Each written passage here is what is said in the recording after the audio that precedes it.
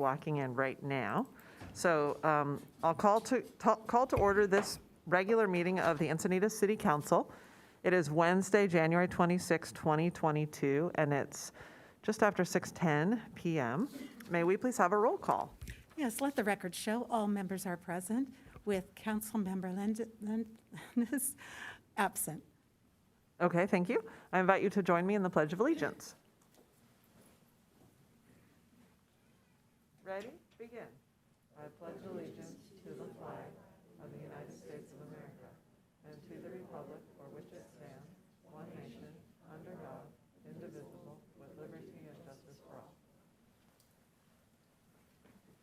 Okay, we have no special presentations or proclamations tonight. Do we have any oral communications?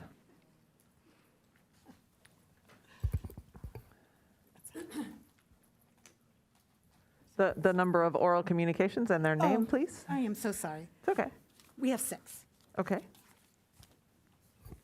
Okay, first 3 speakers are Mark Wilcox, then Tim Bratton, then Geraldine Kessler. Mark?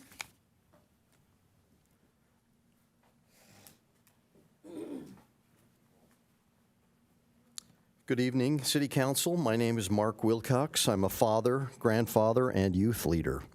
I strongly feel that the marijuana businesses coming to Encinitas is fraught with multiple negative outcomes. One of the repercussions of marijuana businesses is that it normalizes marijuana use to teens and young adults as some sort of default choice for stress and anxiety. Yesterday, I listened to an excellent webinar brought to the medical community entitled, "Where Does Cannabis Go in the Body and How It May Affect Teenagers' Brains?" The presenter was a highly regarded researcher at the Institute of Psychiatry, Psychology, and Neurosciences at King's College London, where she has been studying the effects of cannabis compounds on behavior and brain regions since the year 2000.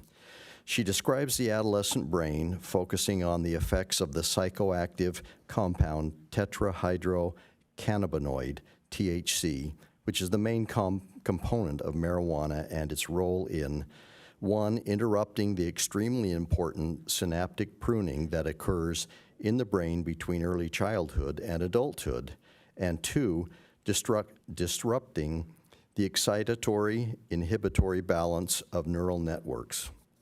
The resulting negative results are staggering for young adults and the family that cares about them. Consider the results if 20% of the county's population under 25 uses pot on a weekly basis, and they do. What if it were 30% of the county's population under 25, or 40, or 50? Because this is the trend line if we don't take action now. I know that the City of Encinitas supports the county's Live Well vision, and I feel that the county's Live Well vision of a region that is building better health, living safely, and thriving will be severely disrupted, undermined, even hijacked by these marijuana businesses in town. Thank you.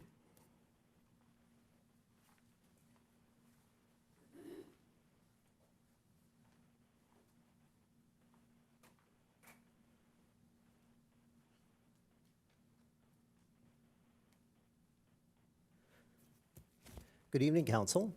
I'm Tim Bratton, a longtime resident of Encinitas. I actually have been a resident since before there was a city, and this was the Mayflower Shopping Center. During that time, the trains, the noise from the trains, the train horns have gotten louder. There was an increase 10 or 15 years ago in terms of the actual volume, and then the number of trains have become, they kept increasing. I've been talking with a number of my neighbors, and for many of us, the single biggest improvement the city could make is to put in a quiet zone. So we're talking, and now that we realize that it's possible and that the city has done a study and it just needs to be put back on the agenda, I know that the Chesterfield quiet zone has been put in place, and it's time to do the rest of Encinitas. So I'd love to see that back on the agenda. wondering if you can stick around and maybe talk with staff about where it is in our funding priorities and where we're at and what we're doing right now, because I think that there's information that could help you and your neighbors just to understand where we're at with that, because it is absolutely a goal of ours, but there's a lot of process and we're trying to get there. Great, thank you.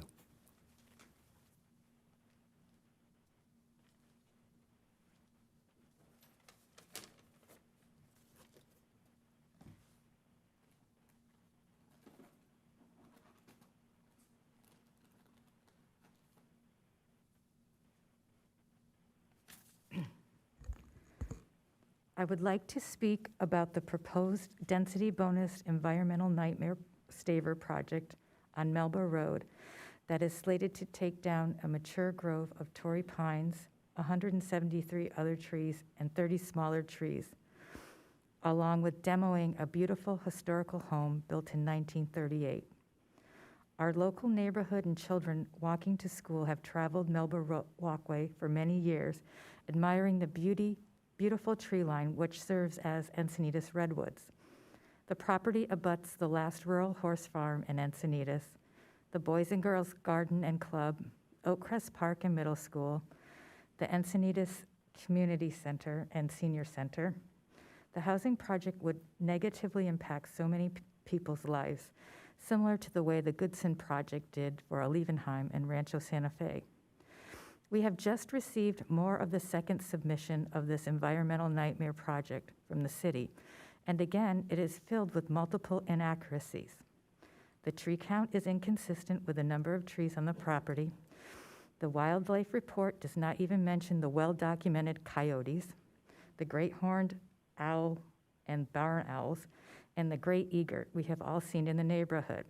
It only mentions lizards and rodents seen on the property. The historical and cultural report does not even dive into the property's historical significance, only mentions the properties from 1940 on.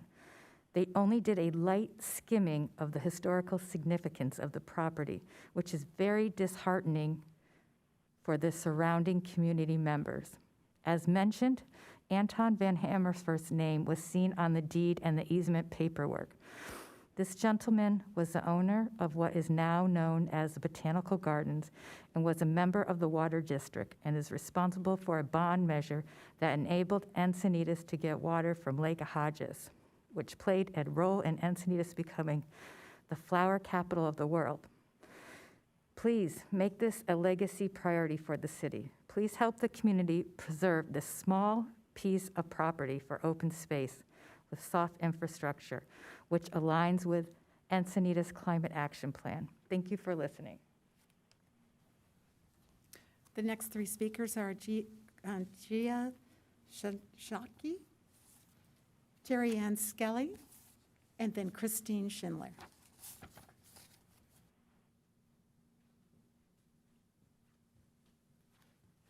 You actually got my name right. That's impressive. Good evening, Encinitas City Council. My name is Gia Shaki, and it's nice to see you guys again.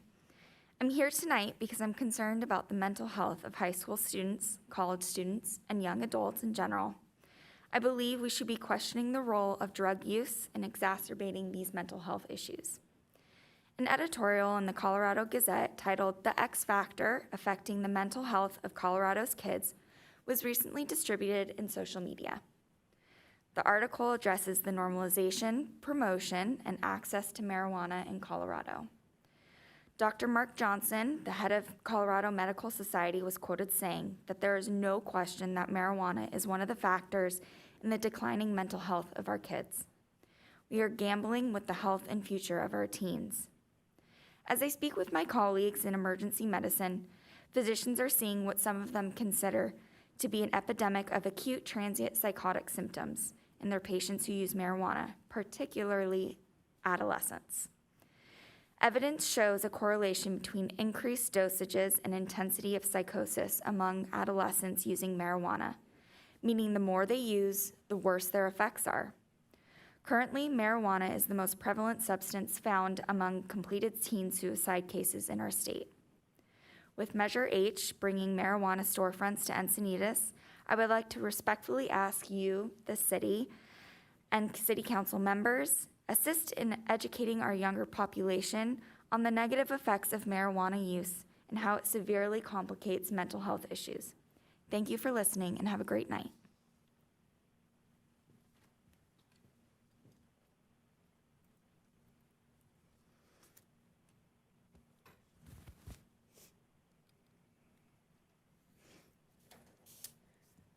Good evening, City Council. My name is Terry Ann Skelly. I'm a mother of 3 sons. Last week, I expressed to you my concern for the acknowledged duplicity of permitted marijuana storefronts that sell pot out the back door illegally and the front door with a permit. And I asked, how complete will the vetting process be for applicants for marijuana business permits? Will there be a detailed background check on applicants and employees, not only on their current work, but on previous employment history, looking into possible prior offenses with the illicit market? Another concern that parents have is that Measure H did not list important sensitive uses for families, which means a marijuana business could be located next to those sensitive businesses, such as churches and parks, libraries, youth facilities, and businesses, after-school activities like Boys and Girls Clubs. Parents asked the City Council in early 2020 to speak out against Measure H on the November 2020 ballot because it did not recognize these as sensitive uses. Excuse me. Not to do so seemed a lost opportunity to support families. Taking my boys to neighborhood churches, parks, library, youth facilities has been a profound gift because it's free, it's safe, and it's usually well lit, and a reprieve from daily concerns. I do not have words describing the gloom and loss it would be to me and my kids to have a pot shop next to the very places that give us joy. Encinitas does not allow tobacco retailers within 1,000 feet of schools. How about we add to this no marijuana retailers within 1,000 feet of a church or parks or libraries? The city can determine its own definition of sensitive uses. You are not limited to Measure H language. Now more than ever, our young people need protection against a business that does not have their best interest in mind. Thank you.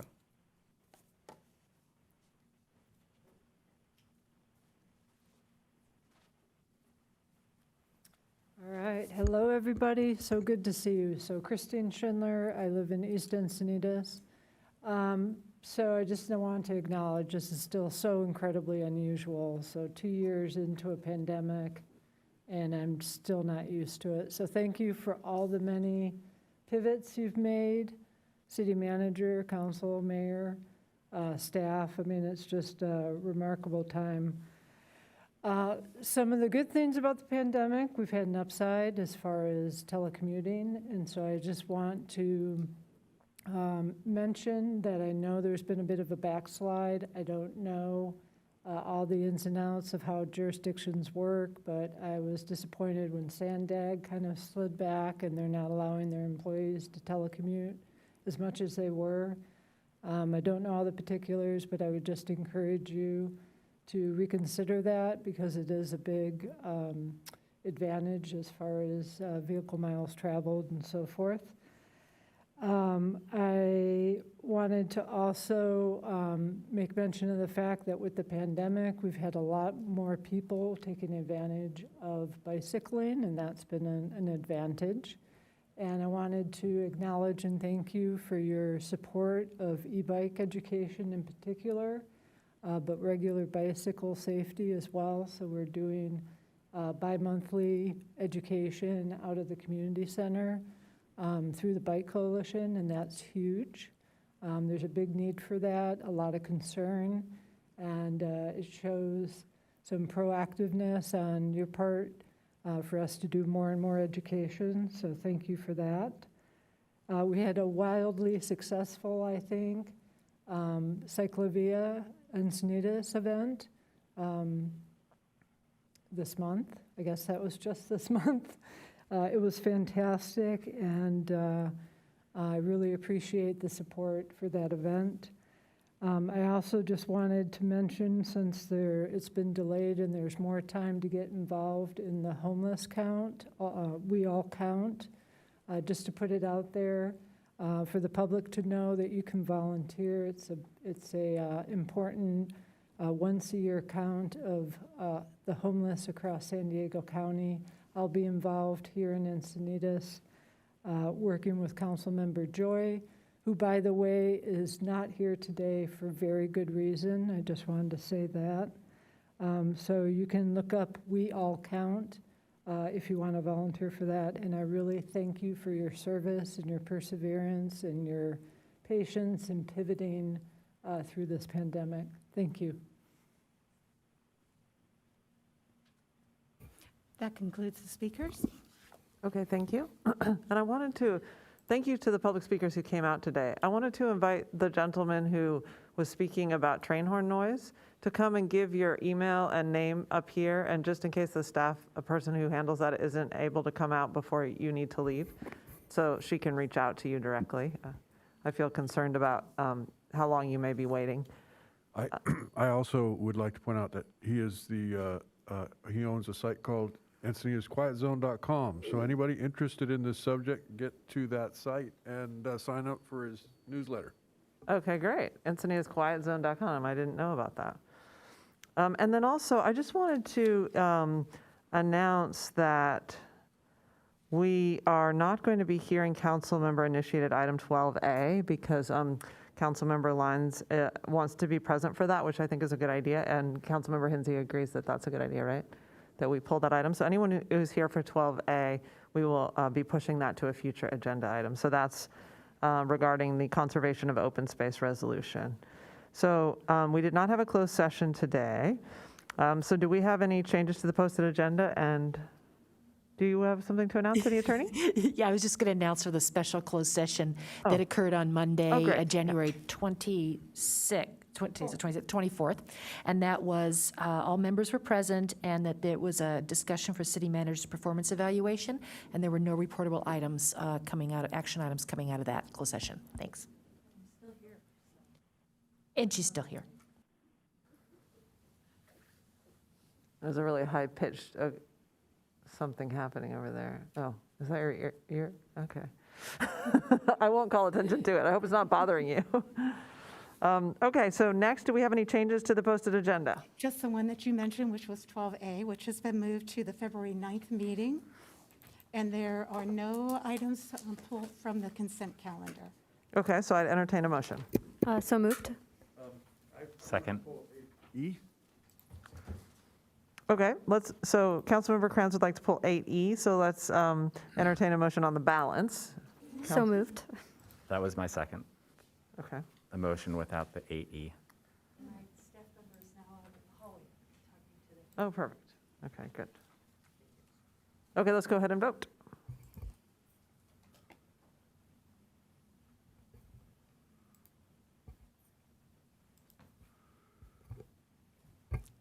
Let the record show the motion carries.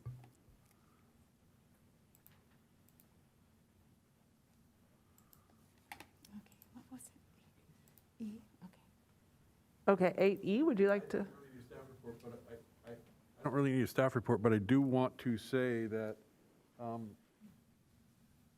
South Coast Highway, on this list of annual paving, the project list, additive alternative 2 is South Coast Highway 101 from D Street to F Street, and it's down as an additive alternative, and I really want to be sure it gets in the base bid.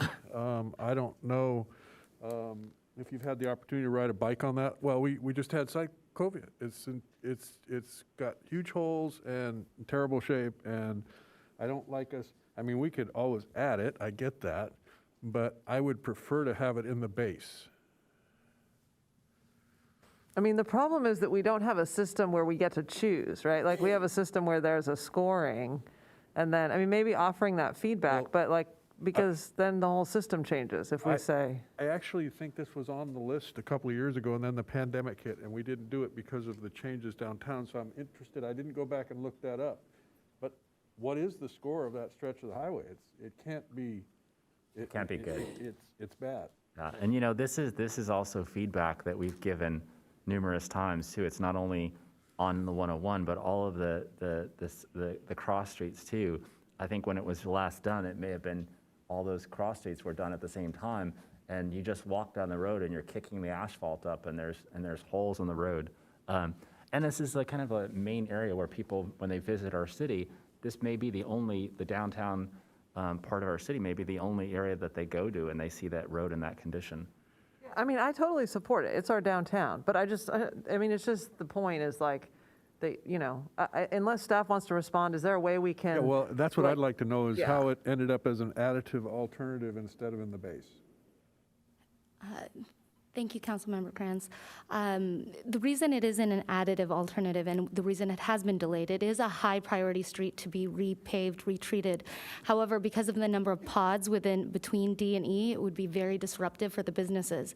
We placed it as an additive alternative to better understand what the timing was with respect to those pods, how long they will be there.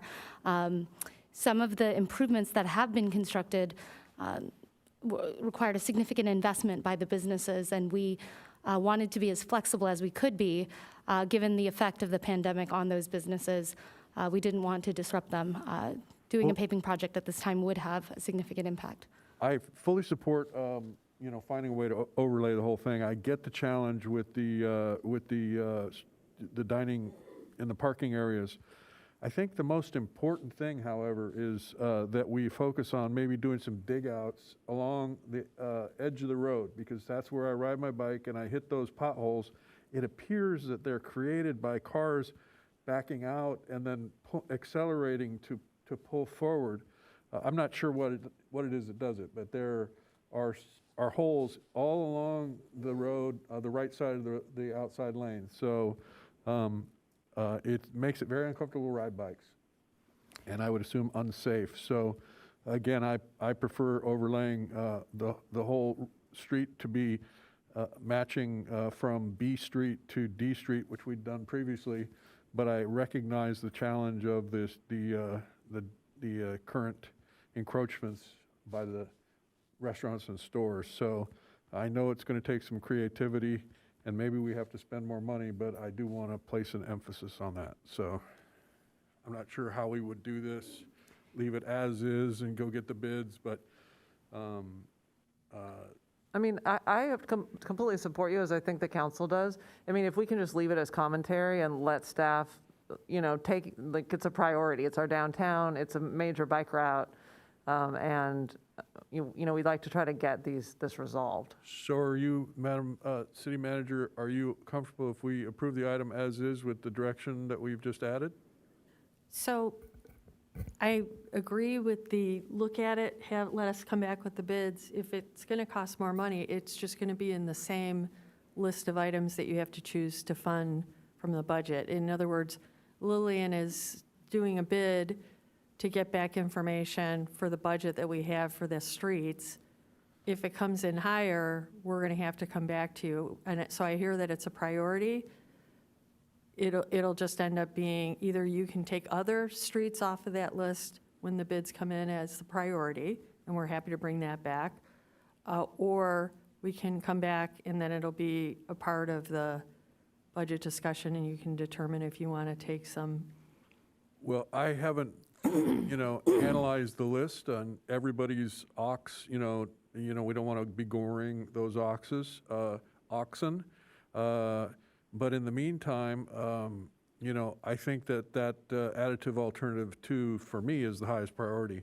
And so I'm not, I get that we're going to have to, to manage the resources, but ultimately that stretch, I was down there Sunday, downtown was just booming, and it was embarrassing, the condition of the road. So I hear you, Lillian hears you. All I'm saying is the 5 of you will, when it comes in, you can look at it again, and if you want to rearrange some things. Well, and so that again, the concern is that if we have a base bid and if we can't extract any of those things in the base bid, and we do agree that the base bid is the amount we want to spend, then we're kind of stuck. I guess it'll be incumbent upon us to find the resources, so. I mean, the other option is we don't approve this, but we say, come back to us with something that includes dealing with this problem in our downtown. So like we say, you know, they can, because of these issues around the pods and is it the full street and what about certain potholes are huge and others aren't as big a deal. I mean, maybe just an analysis of this section to try to like solve for the problem and come back with a different consent item. That'd be great. Okay, I would support that, because I mean, it is a priority for the entire city. Yeah. The idea that it is embarrassing is, you know, also not good.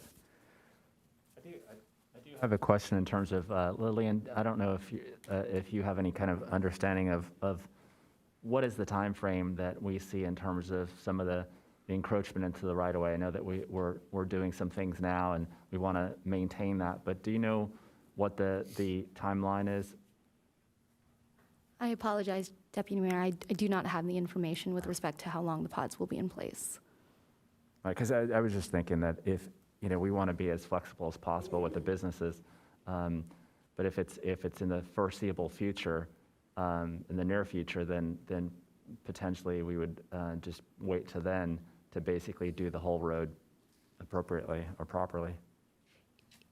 If we are to bring back this item, we can look at different options to how to creatively address in the interim, as well as discuss with development services what the forecast is for the pods to be in place, and whether the best alternative would be to wait. So we can bring this back and provide those alternatives to the council at that time.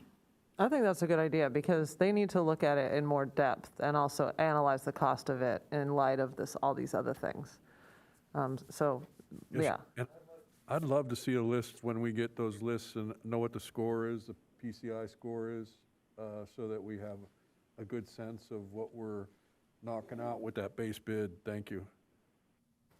And the other thing on this item I just want to mention is, I know there's a lot of work on our freeways being done by Caltrans and the Build NCC project, but I want to make sure that we advocate to make sure that the on and off ramps are re-slurried and repaved, because some of them are terrible. And I'm sure that it's Caltrans' responsibility. I mean, I'm hopeful, because it seems to be like they're completely degraded, and also it's their heavy trucks that are partly creating the problems right now. But I want to make sure that we get that handled, so they don't come through the city from a 5-year construction project and then they leave all of our on and off ramps in really bad shape.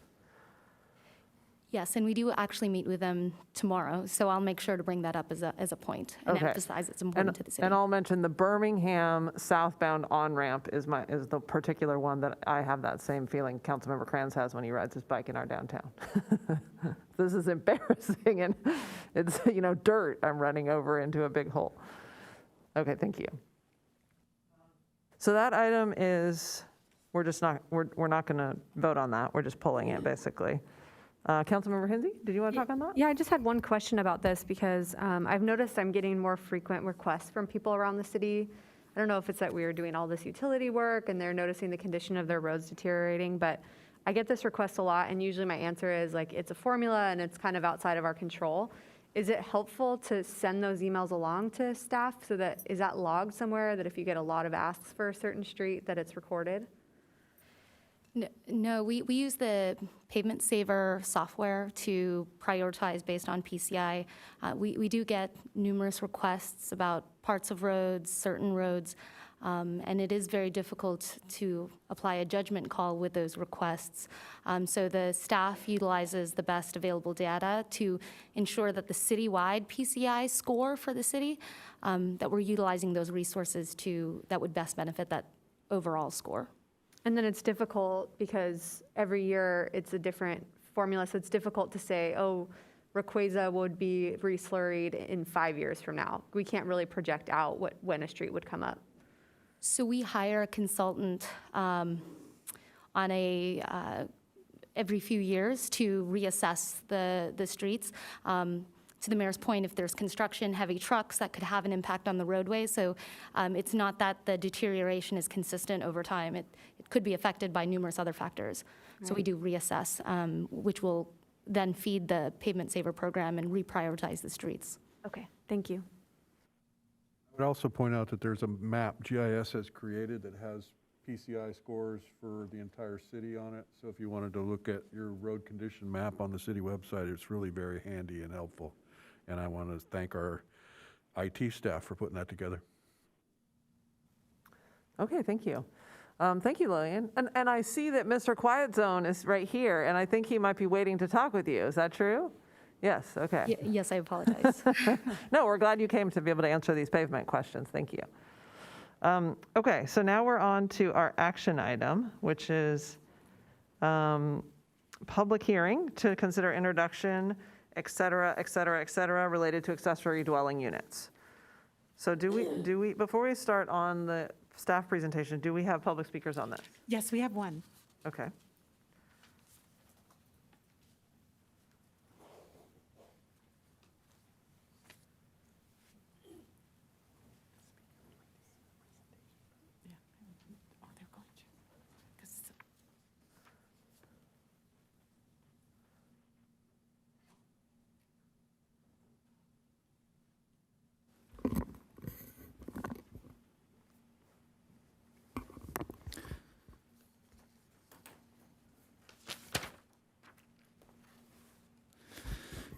Yes, good evening, City Council. I'm Evan Jednak, project planner for item 10A, the Coastal Commission modifications to the ADU ordinance.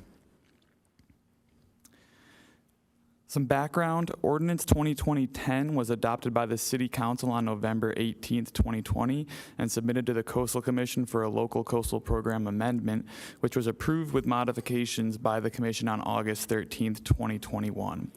The Coastal Commission modifications were regarding setbacks, non-conforming conditions, and replacement parking when ADUs eliminate required parking west of Highway 101. So as you'll remember, on September 22, 2021, the City Council was supportive of the modifications regarding setbacks and non-conforming conditions, but not supportive of the provisions regarding replacement parking, and the Council directed staff to explore other options.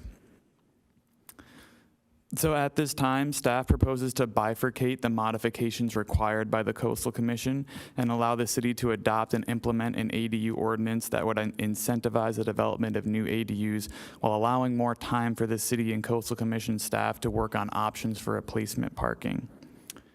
We have Ordinance 2022-03, which is being introduced tonight, and will make modifications to Ordinance 2020-10, except for the replacement parking provisions. The ordinance reverts to the existing parking replacement language currently in the municipal code. Also, Resolution 2022-11 is to initiate a future local coastal program amendment modifying Ordinance 2020-10 regarding replacement parking provisions and other minor clarifications regarding unit size and multifamily ADU provisions. The second reading of Ordinance 2020-03 is anticipated to be held in February. If adopted, city staff will submit the accepted modification back to the Coastal Commission for their determination of consistency at a commission hearing. Regarding Resolution 22-11, staff is currently working with Coastal Commission staff on options for when replacement parking would be required within the coastal zone. Staff will process the local coastal program amendment within the next few months and likely present it to the Planning Commission for a recommendation to the City Council. With that, staff recommends that the City Council introduce Ordinance 22-03, an ordinance adopting the modifications suggested by the Coastal Commission, amending sections of the zoning code regarding accessory use regulations and remodeling nonconformities, with the exception of the provisions regarding replacement parking. Also concurrently, staff recommends that the council adopt Resolution 22-11, initiating amendments to the municipal code and local coastal program regarding accessory dwelling unit replacement parking and other clarifications in accordance with state law. Also want to note that the Resolution 22-11 in the staff report was missing some language, and updated copies should have been provided to the council this afternoon. And this concludes the staff presentation, and we're available for questions. Okay, thank you. That was very efficient. Maybe we should hear from the public speaker. We open the public hearing. I'll officially open the public hearing. Thank you. And our speaker is Dar Jacobson.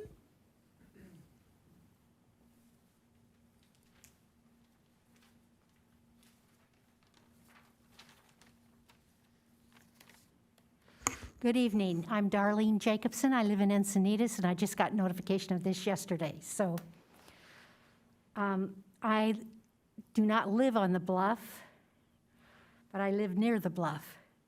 And I'm here primarily because the ADU has presented a problem, I believe, to our bluff safety. So I'm interested in bluff stability and safety for our residents as well as visitors. And I just heard what was said, and I'm hoping that there is some flexibility, or that you in fact can adopt an ordinance to protect our bluffs. That means that when people start to put their ADU on or near the bluff, that there be some denial of that. I know I took something you denied 3 years ago, and I took it on to the Coastal Commission, and they denied the action that was being taken on our bluffs in Sea Bluff. So it appears that you can adopt resolutions for parking, you can adopt resolutions for other things, and really, I'm not familiar with all of the things that you can do and perhaps can't do. But I'm asking you to consider our bluff. We know what happened in 2019. And action that makes additional space, I know that I'm guessing you're under pressure to have additional residences in Encinitas. But if those additional residents, and they're going to be digging into our bluff to provide those additional residents, I find that disastrous. Thank you for listening to me. Thank you for your comments. Councilmember Hinsey. Yeah, so I want to thank staff for bifurcating the issue so that we can move the parts that are non-controversial forward and then have a little bit more time to work out the parking issue. To the speaker's question, would you be able to speak at all to whether or not we allow ADUs on the bluff? I'm pretty sure that the Coastal Commission is not allowing any new structures within 40 feet of the edge of the bluff. So have we in-house accepted new ADUs, and have they been rejected by the Coastal Commission, or what's the status? Sure. Anna Kolomusi, Planning Manager. With the ADU ordinance is still required to comply with our Coastal Bluff Overlay Zone regulations. So someone can come in and propose an ADU, but they would have to comply with all the appropriate setbacks and all the other regulations, including geotechnical reports and everything that comes with that. So they would have to go through the same process as any sort of addition.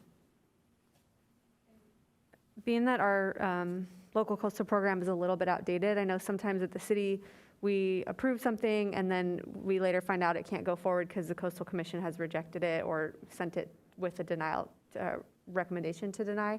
Have we yet been in the position of permitting ADUs and seen the Coastal Commission overturn that decision? At this time, I'm not familiar with ADUs specifically, but yes, that is a practice that if Coastal Commission is not in agreement with something the city has approved, they can appeal it. And we have, as staff, have tried to make sure that we are in communication with Coastal Commission to ensure the best that we can that we are in compliance with our LCP and their regulations. Okay, so if that did happen, and we would learn from it, and then we would be less likely to approve an ADU in a spot they didn't think was suitable anymore. That's a correct statement. Okay, thank you. Okay, thank you. I'm going to go ahead and move approval here. Second.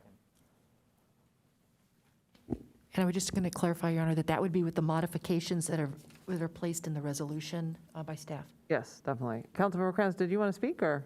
I did.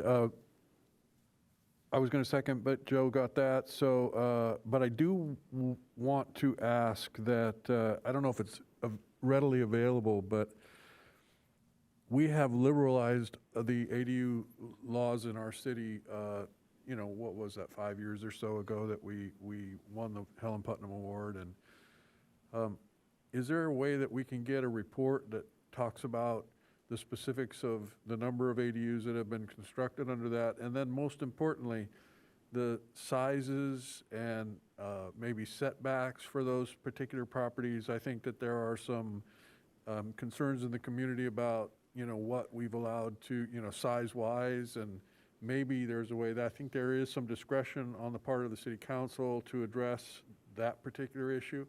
And so I don't know if it's possible to get a spreadsheet that talks about, gives some details about that.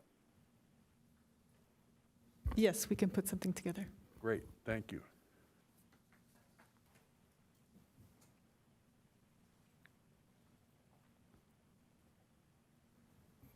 Let the record show the vote is unanimous in favor of the motion. Okay, and I will close the public hearing.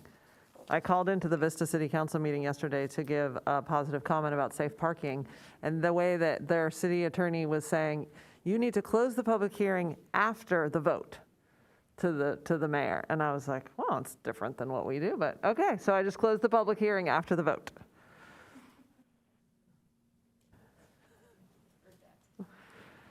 Okay, so now we're on to our informational item, which is the El Camino Real Specific Plan Status Update. Do we have any public speakers on this? One? Okay.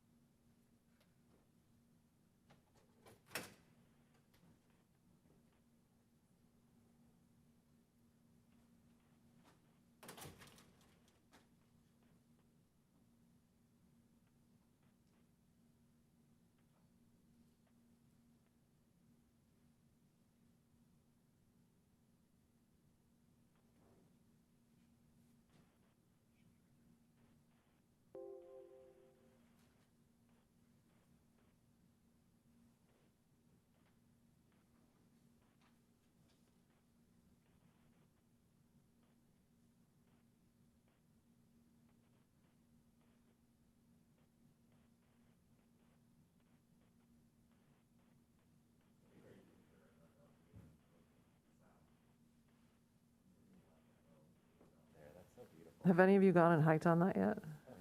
Yeah, absolutely. Okay. And that's traverses right around Encinitas Ranch Town Center. It's Yeah. beautiful.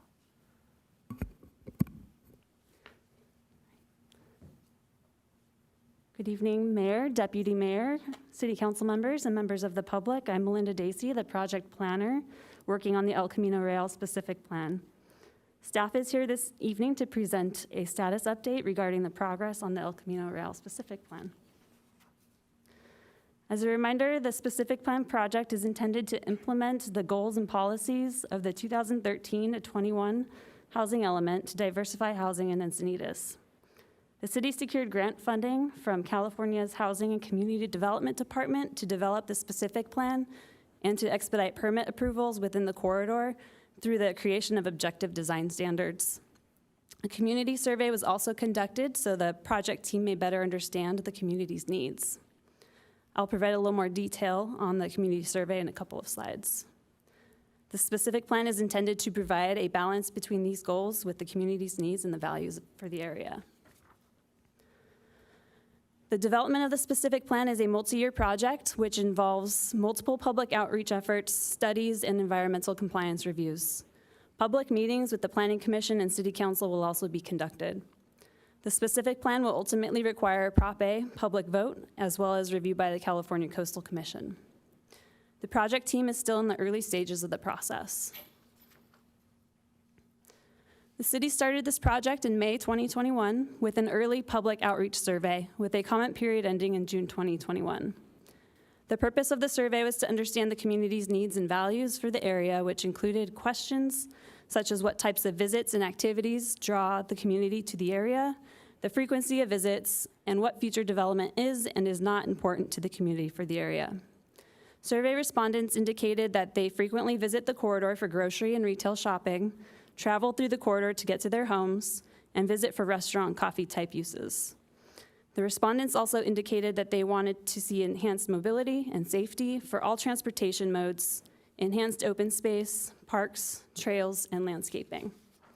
The early survey results report is available on the city's project webpage. Shortly thereafter, the City Council approved and awarded a contract for consulting services to Rick Engineering's Planning and Design Division. City and consultant staff have since been working together to coordinate on project process, outreach materials and events, studies, and complete project milestone tasks such as developing the project area fact sheet. We also worked on developing the opportunities and constraints analysis memorandum for the corridor area. The memorandum consolidates information regarding the existing project area, conditions as it relates to land use, zoning, mobility, urban design, economics, and utility infrastructure, and identifies opportunities for improvement. The memorandum identified that the land use and zoning regulations in place led to commercial-only, car-oriented development seen in the corridor today. These past regulations have also led to limited landscaping, park, and recreation facilities. There is a clear transition in the corridor when some of the regulations did change with the city's adoption of the Encinitas Ranch and Home Depot specific plan areas.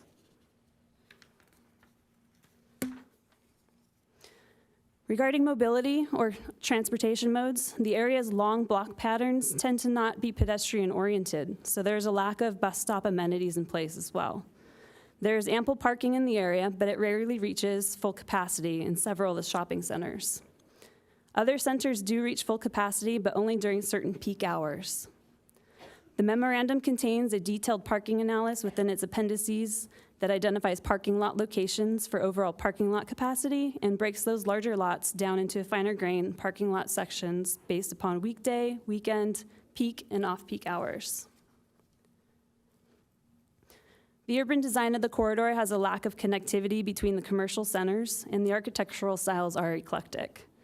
These tend to lead to a lack of character and sense of place for the corridor. The buildings are also located towards the rear of the lots, so there's a lack of street presence, creating the car-oriented feel of the corridor. The corridor also has aging shopping centers with underutilized retail space. The city is also experiencing an aging population, so some of the needs for the aging population may not be present in the corridor. There are opportunities to attract high-quality employers and create some startup or incubator space for small businesses. Utilities are visible and in some instances obstruct the sidewalks. The existing infrastructure may need to be upgraded in order to increase the capacity for future needs. The final version of the memorandum was published to the city's website in December, and it helped develop and shape the background information presented during the first public workshop. The first public workshop was held in person on November 15th, 2021 at the Encinitas Community and Senior Center. Approximately 50 members of the public attended the event and participated in the open house, which included stations designed to obtain community feedback regarding the area assets, issues, and opportunities. Station topics included land use, urban design, mobility, economics, and vision of the area.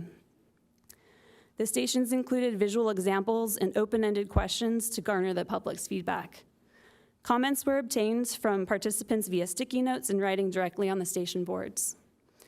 The mobility and urban design stations also included a red and green dot exercise to obtain some early feedback regarding the community's preferences on pedestrian, bike, or transit improvements, roadway concepts, parking lot options, outdoor areas, pedestrian design, activation of parking areas in the building's form or massing. The project team had staff present at each station to interact with the public and answer any questions.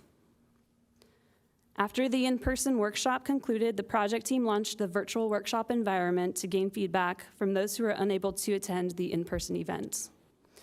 The digital environment included links to the recorded workshop presentation and the station materials. The community was able to provide additional comments up until December 13th, 2021. The comments from the first public workshop are currently being compiled and is anticipated to be available for the public on the project webpage in February.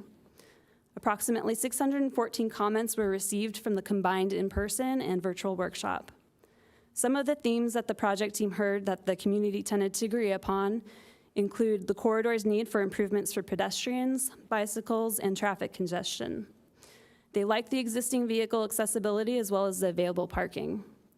Additional feedback includes a need to increase landscaping throughout the corridor with trees, turf, parks, and open space amenities for gatherings and to create a sense of place.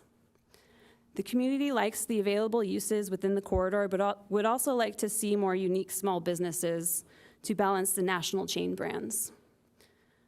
The community would also like to see more mixed development occurring within strategic locations to allow for more retail, office, and housing. In allowing for this, the community also indicated that the development would also need to be sensitive to the surrounding uses and consider the location of parking and compatibility to additional adjacent residential units. Some of the themes that the project team heard that the community tended to agree upon disagree upon, include building heights and whether or not they should stay the same or be increased. Public transportation to increase the variety of options that are provided, whereas others do not believe public transportation is realistic for the area. And the other area of discussion that the community disagreed upon was housing. Some community members see that housing is needed within the corridor, where others do not want to see housing at all, as they feel that it will contribute to more congestion within the corridor. The project team anticipates being able to focus down on some of these differing topics with the land use alternatives analysis, which will include a future public workshop. The second public outreach event that the city held involved a roundtable discussion with developers to understand their perspective of the corridor, the market, development barriers within the corridor, and what would make the corridor an attractive investment opportunity with the feasibility to add housing. The public meeting took place on December 7th at City Hall. 7 developers participated within the discussions, and approximately 15 members of the community attended the discussion. Overall comments that were heard from the developers indicate that standalone retail, such as what is present within the corridor, is failing and that they need incentives in order to redevelop the properties.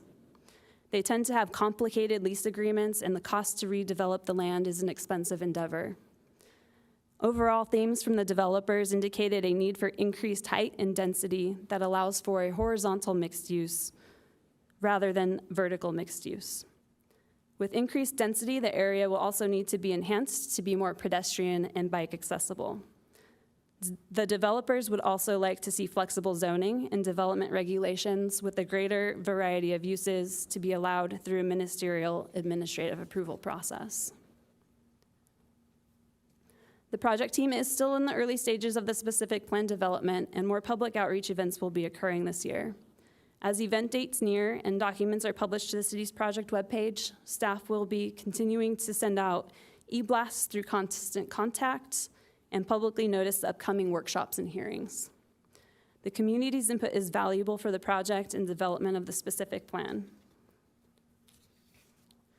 And the community is encouraged to sign up for project notifications to stay informed and visit the project webpage to learn more about the specific plan. This concludes staff's presentation, and we are available to answer any questions. Well, thank you very much. It's interesting to see the update and hear the summary of the feedback, and I appreciate seeing the map and knowing where we are in this process. Councilmember Kranz, do you both want to comment before the public speaker? Nope. Okay, let's hear the public speaker, and then we'll go to colleagues. Yes, we have one speaker, Christine Schindler. So Christine Schindler, East Encinitas resident. I just want to say I'm very excited about this. I always have high expectation for workshop as far as turnout, and I always want there to be like hundreds of people, but I think there was a very good turnout. I've been involved since the very beginning. I sat in on the developer roundtable, and I thought that was very interesting. I learned a lot just as a spectator.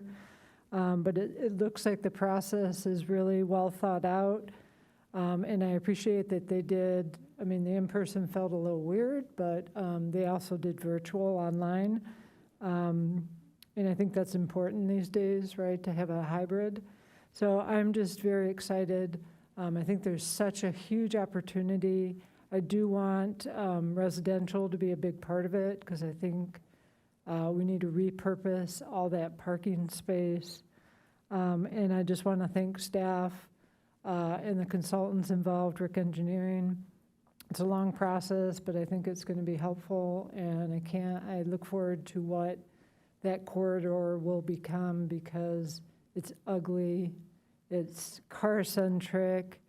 There are a lot of empty storefronts, which I realize a lot of that has to do with the challenge of COVID, but I also think it's just kind of an unattractive place for developers, and I just look forward to it being completely reimagined. So looks like a long time before it's actually going to come to council, but it'll be an interesting process in the meantime. Thank you. Thank you, Christine. Deputy Mayor. So I agree, Christine, but I would push back gently, ever so gently, and say it's not ugly. There's beauty there.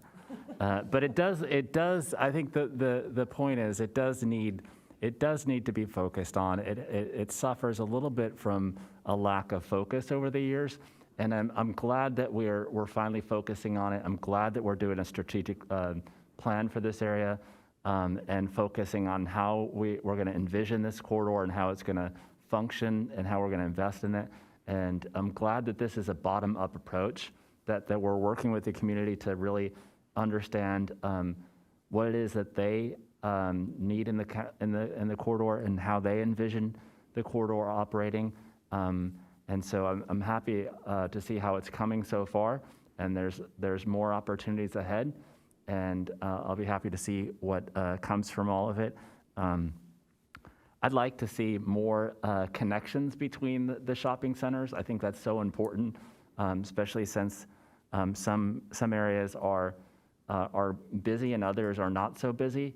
And so when you look at the totality of parking throughout the corridor, there's a lot, but it seems like on the southern portion that it's more crowded than the middle, and maybe even at times even the northern portions. And so there's an opportunity to really connect these corridors and provide for parking, but not necessarily at each of the locations. And even the continuity, so like if you're shopping at one center, you can walk to the next. If you're having your car fixed at the mechanics, that you can go down to the coffee shop or go do some shopping or go to the medical center across the street. It's hard to do that today. The amount of driveways onto El Camino are just excessive, and they're wide, and it's really hard for somebody walking to be able to cross those driveways, and it's really hard on a bike too to get around that corridor.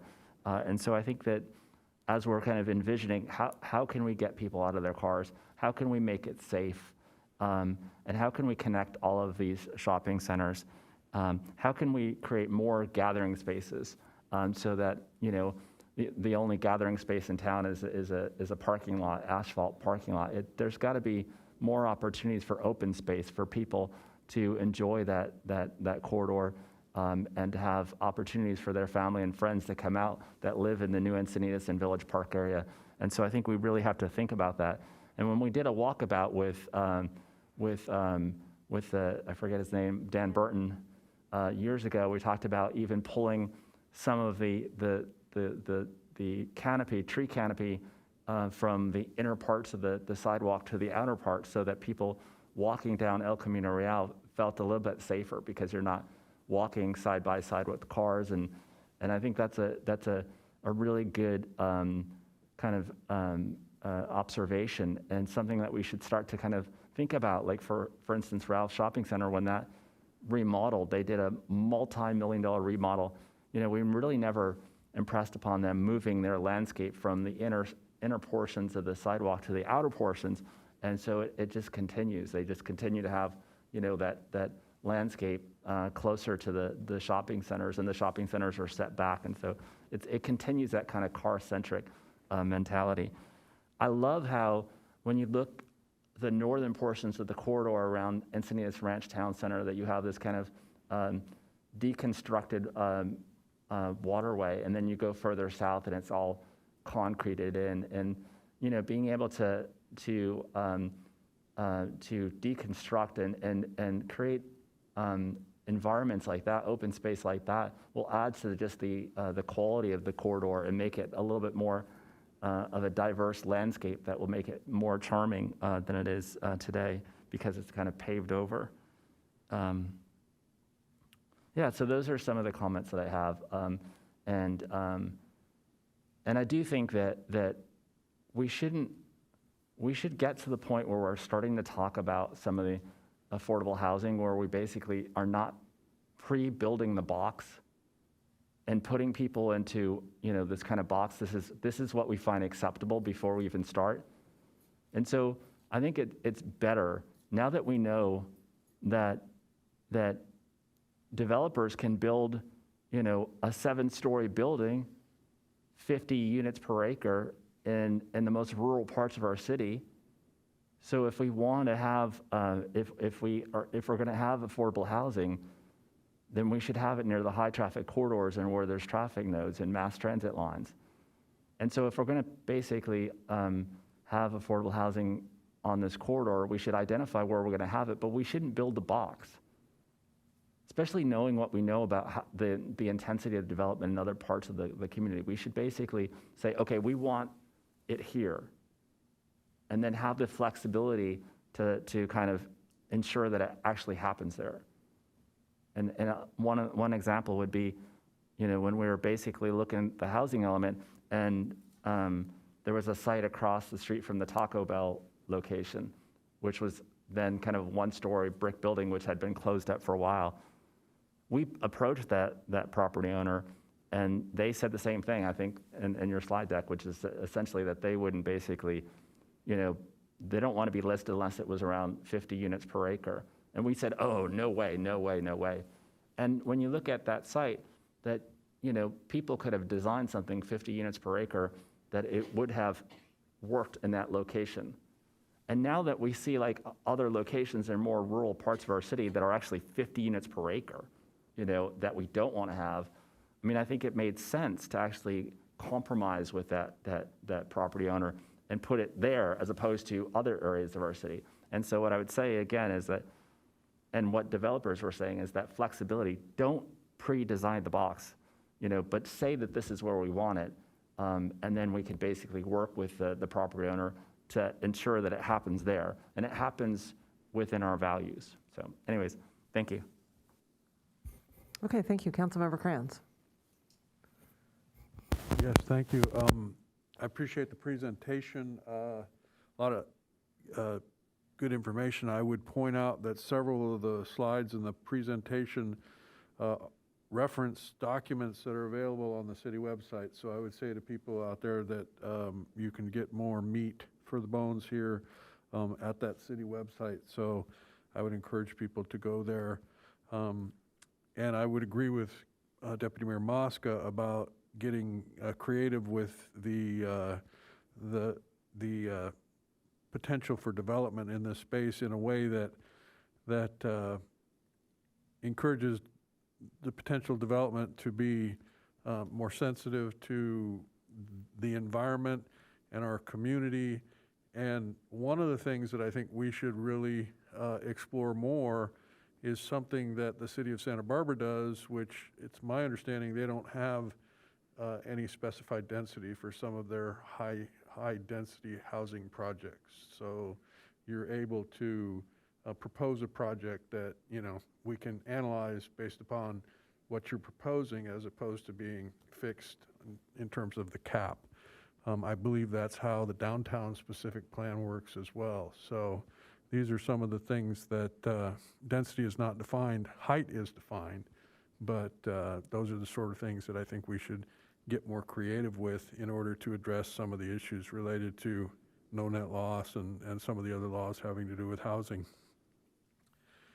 And you mentioned bottom up, and I think that it has been really great to see the response of the community. And what I would like to ask, I did have occasion to be rummaging through the public documents that we have and looking back over the years, and I ran across a 30-year-old document. I don't know if we can pull that up. There was a task force that was put together for the development of the Encinitas Ranch specific plan. And I would love to be able to convene a community group that was given, here it was, it's 30 years old. And if you could scroll through that, you can see they identify the membership. We don't have cabs anymore, but you know, some of those things, and then there are 4 citizens on there. Scroll down a little bit more, you see the qualifications, you know, well-known and respected in their community. So I think Christine Schindler would be an ideal candidate for serving on this. We did this with the Coastal Mobility Livability Working Group that when we were you know, digging into how we wanted the corridor to fit better within our community, we put together a group of citizens that was empowered to have that deep dive conversation. And this corridor, I think, deserves something like that. So my request would be that the city manager look at how to constitute a group like this and what the recommendations might be for coming back with it. Well, basically putting out a notice for application. I think that would be a good first step if they were going to have public positions, and then come back with those applications and your recommended framework, and then we could, as a council, make a decision how to proceed with that. I mean, I don't know if I'm prepared to support forming a whole new committee right here. Like, I think that was a major undertaking that ended up costing close to $1 million. I mean, it was What was that? The Coastal Mobility and Livability Working Group. Well, we've got the consultant already on board doing the work. I'm not sure that would be one of the things that would come back, is what kind of resources would be necessary to have that group. But I'm afraid that if we end up with a recommendation from the consultant that hasn't had that in-depth conversation from the community, it's going to be more difficult for this body to make a decision. And so the importance of buy-in from the community for recommendations that come forward, I think, is pretty critical. And so I think that's a great point, and that's a concern. I mean, it seems to me like the creation of a new committee like that needs a little bit more talk and analysis. And yeah, that's what I was asking for. Okay. I mean, and also the creation of an infrastructure committee, I think, is something the city manager has recommended, or red ribbon infrastructure committee, something like that, blue ribbon. Well, when you look at the map that was in the PowerPoint presentation, and you see this goes essentially from the north end of town at the El Camino Real corridor, it essentially incorporates the Encinitas Ranch Pacific planning area and goes as far south, you know, as Santa Fe Drive. And, you know, it's a big area, and it's really important that we, I think, more formally identify representatives of the community to have this conversation with. And so I'm not sure, you know, how best to get this back before us to talk about it more, but I think it is important that we engage the community in this way. Okay, I think it's a good idea, and it's definitely worth fleshing out and thinking ahead to how this is going to be successful. And I recognize this is an informational item, so we obviously can't take any action, but I do think some direction to the city manager, either to bring it back or I could bring it as a council member initiated item. I would rather not do that, because I think there is a lot of staff information that, you know, the city manager needs to ferret out, you know, what the impacts are resource-wise. And do you think this could be something that we talk about just in 6 weeks or so with our strategic planning in March, where we're talking about all the things the staff's working on and what the city's priorities are? Yeah, but I don't want to get too far behind. I saw that little timeline there, and I'm not sure, you know, where the right place to plug it in is, but I wanted to float the idea so that we could all think about it and bring it, put it on the city manager's radar. Yeah. Okay. So we have a bit of time, but I and this is the first time I've heard about it, and I would like to get more information and potentially see how this fits in. But we do have a little bit of time, but as you said, Councilmember Cran said, if this is something a vehicle that we want to adopt, then we probably ought to do it sooner than later. So I don't know if I would support bringing back more information and having, even personally for me, just having more time to think about it. and see what we think. Because, I mean, we do, on the one hand, I mean, we always want to have an opportunity to bring people in, but we also are going to not only talk about investments for the corridor, but land use changes, which is going to precipitate a vote. And so certainly having residents that are going to help us bring about a consensus and help explain that consensus to the community is always helpful. We had similar groups for all of the specific planning that we've done, so I don't think this is one that we necessarily want to skip that step, so. Yeah, that's a good point. Let's plan to talk about it in more depth, about what its work plan would be and what its commitments. I mean, I appreciate your historic knowledge and ability to dig out these documents. It's really incredible.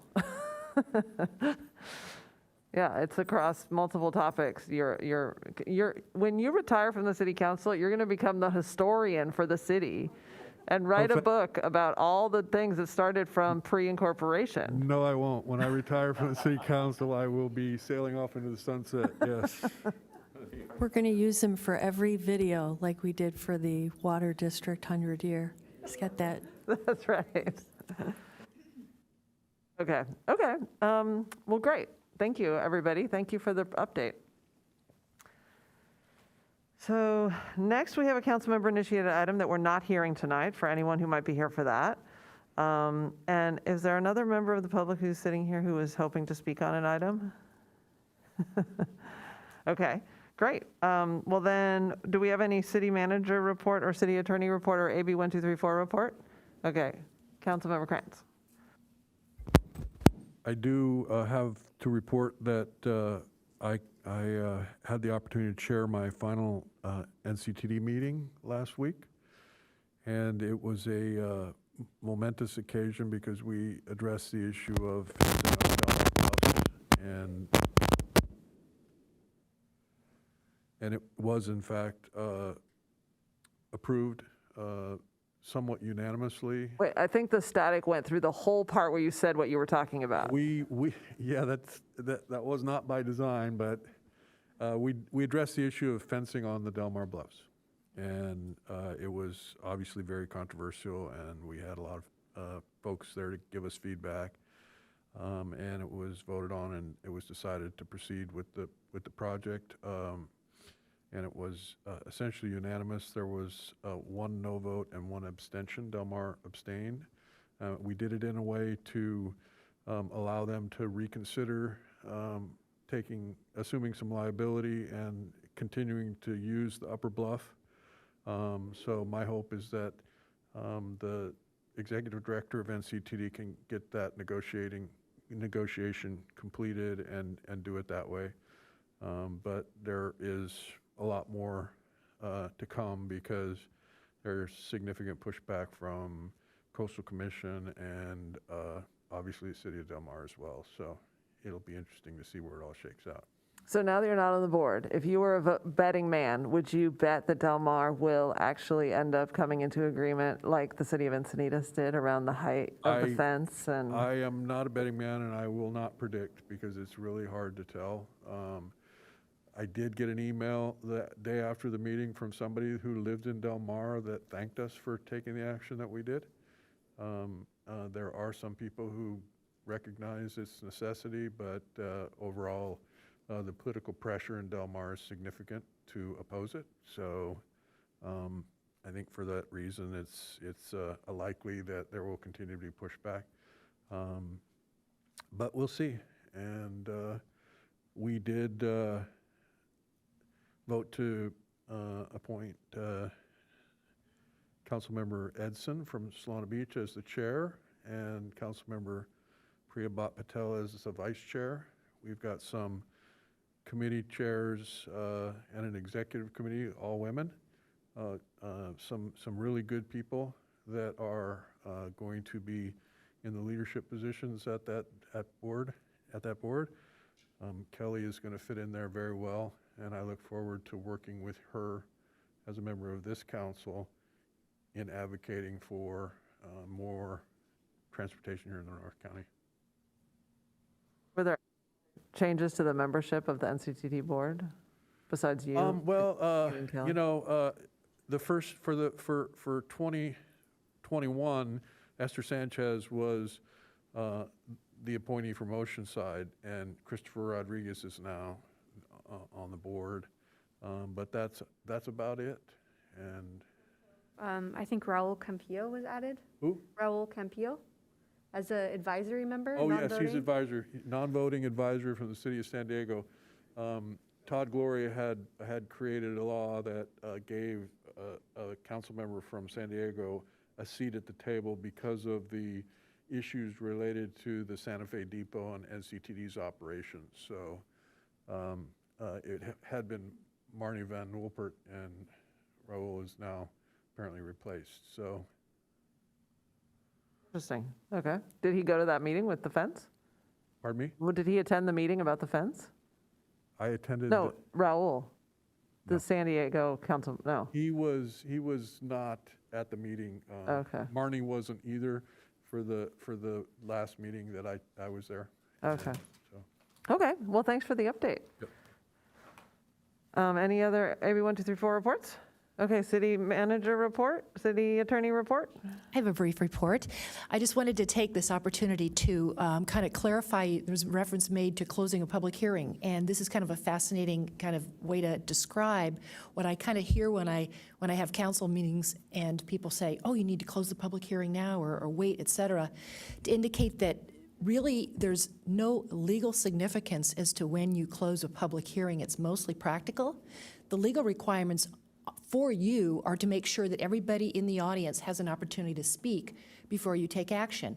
Now, in some situations, you have a lot of deliberation that goes back and forth before you vote, and you may or may not want to close the public testimony after everybody has a chance to speak, but then say, close it, so that you have the ability to dialogue back and forth without somebody coming in the door and saying, oh, I've got one more piece of information for you. Or you can keep it open and let that opportunity happen. If it does, it doesn't happen very often, and then close the hearing before you vote. If you anticipate somebody that may really want to speak and maybe they're not there, and you want to let them come and talk anywhere until you actually vote, then you can keep it open and then close the public hearing after. But there's really no legal significance in it. And I will also add that even though the clerk is very good and sometimes I will jump in and say, is a public hearing closed? The reality is when you actually vote, it is closed by operational law because there's nobody else that can say anything. So I just thought I'd kind of explain that. I know I have a number of people kind of say, wow, this is important. We need to catch this. And it is, but that's the reason it is. I appreciate It's a knowing nugget that. of information. I've always thought it didn't really matter, and that's why I don't do it, and then people remind me. It So, doesn't. It just says, it just Yeah. feels bad when I say it doesn't matter, but practically it really doesn't. And it's even more important in quasi-judicial hearings because you're capturing the evidence that is part of the record, but it's still, those rules apply. Well, thank you for the update. You're welcome. A Yeah. nugget. City clerk report? Assistant city clerk report? Okay. All right, well, thank you, everybody. We're adjourned.